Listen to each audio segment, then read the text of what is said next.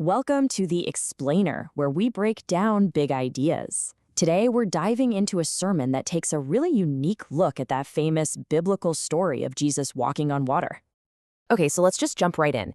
We usually think of our best friends as the people we hang out with, right? The ones we do fun stuff with. But this analysis suggests something deeper, that the truest friendships aren't forged in the good times. They're forged in the storm. It's about simply being together when things get tough. Now, to really understand the storm, the sermon argues that we have to look at this critical choice Jesus made right before it all started. This one decision really frames the entire event and changes how you see everything that follows. So here's the core idea, presented as this fundamental choice. See, right after feeding the 5,000, the crowd wanted to make Jesus their king. You know, a powerful, distant ruler who would just provide for them. But he totally rejected that. He wanted to first be known as a friend with them, a companion who actually experiences life right alongside them. And this is the crucial part. It's all about the order. The sermon really emphasizes that Jesus intentionally set it up this way. The personal relationship, the friendship, had to be the foundation. He wanted to reveal his heart as a friend before he ever revealed his power as a king.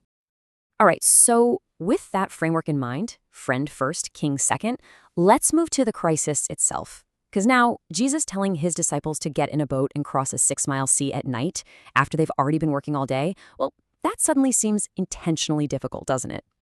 And man, the situation for the disciples just escalates fast. It goes from just inconvenient and tiring to this painstaking all-night struggle against the wind. And then the waves start crashing in, and the whole journey becomes genuinely life-threatening. The wind makes it exhausting, but the waves make it dangerous. So you gotta ask, why? Why send them into all of that? Well, this brings us to the sermon's first huge point. It argues that Jesus, as a friend, sends them into that storm on purpose. The goal isn't to punish them, it's to deepen their need. It's to create a situation where their faith and their friendship with him could actually grow stronger.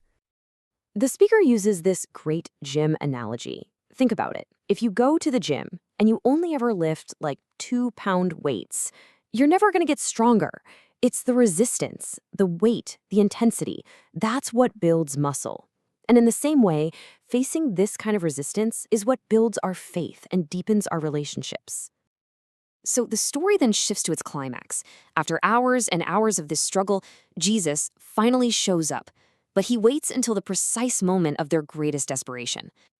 Now, just think about what this number means. The Sea of Galilee is about 6 miles across. So by rowing 3 to 4 miles, they have put themselves in the dead center of the sea. I mean, it is the worst possible place to be in a storm, the furthest point from safety on either side. And it's right here, at their absolute lowest point, that Jesus comes to them. But they don't recognize him at first. And really, how could they? The sermon points out all these physical obstacles. Just picture it. The boat is bouncing around violently. These huge waves are blocking their view. Wind and mist are blowing in their eyes, and oh yeah, it's pitch black. Recognizing anyone by sight would have been basically impossible. The breakthrough didn't come from what they saw. It came from what they heard. Right in the middle of all that roaring wind and crashing waves, a familiar voice just cuts through the chaos and speaks right to them. And this highlights a huge theme from the sermon. Faith by sight.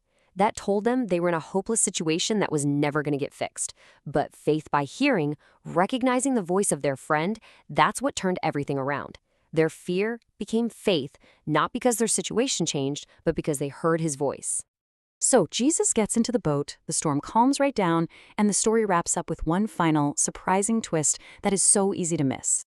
The sermon notes this fascinating detail when you compare the different accounts. They were initially told to go to one town, Bethsaida, but after the storm, they land at a totally different town, Capernaum. And yet the text says they arrived immediately at the land which they were going. So how can that be?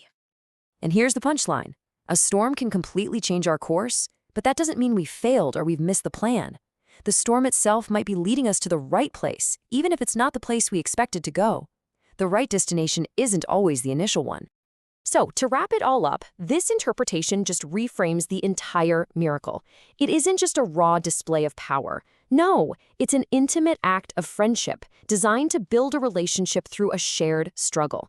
It shows that a friend is with you, that hardship deepens your need, that clarity can come from hearing, not just seeing, and that storms might just lead you exactly where you're meant to be.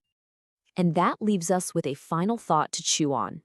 If the storms in our lives aren't just random obstacles, but are actually part of the journey, it kind of makes you wonder, what unexpected but right destinations might they be leading us toward?